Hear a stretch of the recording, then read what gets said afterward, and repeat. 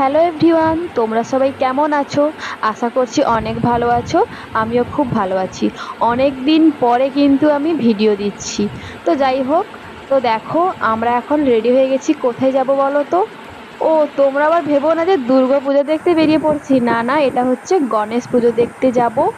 তো গণেশ পুজো অনেকদিন আগে হয়ে গেছে আর আমরা এখন ভিডিওটা তোমাদের সঙ্গে শেয়ার করছি। তো দেখো, এটা হচ্ছে কাঁথিতে নান্দনিক ক্লাবে আমরা চলে এসেছি পুজো মণ্ডপে। আর আজকের অনেক ভিড় হয়েছে।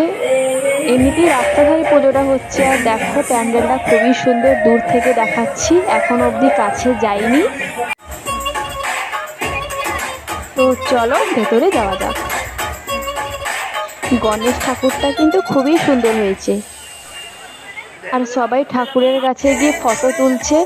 আর এত লোকজন, এত ভিড়, আর আমি ভেতরে ঢুকতেই পারছি না। তো যাই হোক, অনেক ঠেলাঠেলি করে আমরা ঢুকে পড়েছি ফাইনালি।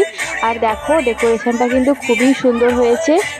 আর এখানে আমার বর আমাকে বলছে তুমি দাঁড়াও, আমি কয়েকটা ছবি তুলে দেবো। তো আমি দাঁড়িয়েছি কিন্তু ছবি তোলেনি, ভিডিও করে যাচ্ছে। আর আমি সেটা বুঝতেই পারিনি, তাই পোজ দিয়ে দিচ্ছি। আর সেম এখানেও ফ্রন্ট ক্যামেরাও ভেবেছি যে সেলফি তুলছে, কিন্তু না, এখানেও ভিডিও হয়ে যাচ্ছে। যাই হোক, ডিলেট আর করা হয়নি, যে ভালো হয়েছে যখন থাক, আর তোমাদের সঙ্গে শেয়ার করি। তো দেখো, তোমাদের বাড়ি কাদের কাদের কাঁথিতে অবশ্যই কমেন্টে জানিও।